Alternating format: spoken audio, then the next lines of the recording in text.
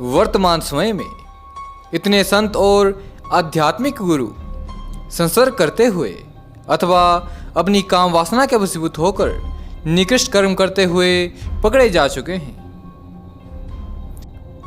आम जनों का इन लोगों से विश्वास मात्र उठता जा रहा है।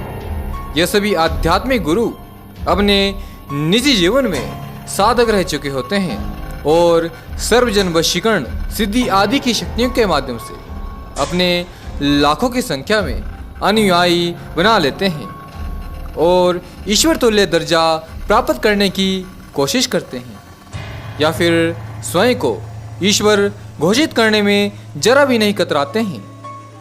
कई बार साधक समाज भी अचंभित रह जाता है कि कैसे एक साधक स्वयं को आध्यात्मिक गुरु या ईश्वर का अवतार घोषित कर अपना इतना पतन कर लेता है।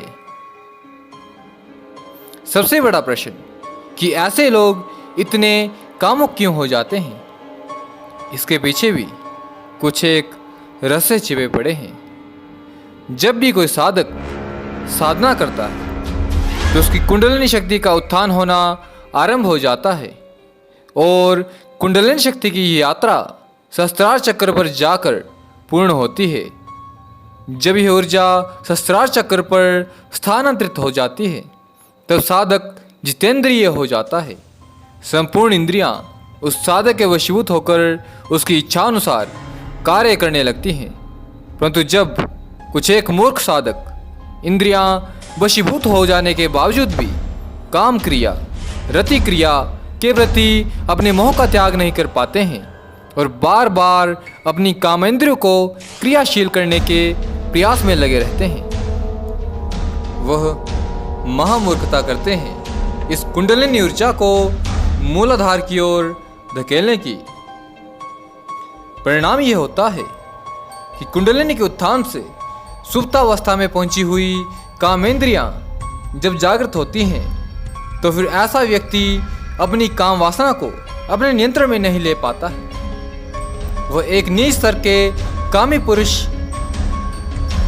या स्त्री की भांति व्यवहार करने लगता है या व्यवहार करने लगती है। ऐसे साधक ने जितनी अधिक मात्रा में कुंडलिनी ऊर्जा को जागृत किया होगा वो ऊर्जा जब मूलाधार पर स्थिर होकर उतना ही अधिक नकारात्मक प्रभाव दिखाएगी और वह साधक उतने ही ऊंचे स्तर का कामी और इंद्रियों के वशीभूत हो जाता है। बेशक उसने अपनी सिद्धियों के माध्यम से हजारों लाखों लोगों के मध्य में चमत्कार किए हों, संभव है कि उसके अनुयायी उसे ईश्वर का अवतार मानने लग पड़े हों, परंतु ऐसा साधक अपनी काम इच्छा की पूर्ति के लिए चाहे कितने भी नीचे स्तर पर क्यों न गिर चुका हो। यह हालात ऐसे आध्यात्मिक गुरुओं के साथ ही नहीं बल्कि उन साधकों के साथ भी हो सकते हैं जो साधना मार्ग पर अग्रसर हैं। किसी भी साधक के जीवन में उनके लिए यह सबसे बड़ी परीक्षा है और इस परीक्षा को पार करके ही साधक उस आत्मस्वरूप परमात्मा को प्राप्त कर इस भवसागर से पार हो सकता है।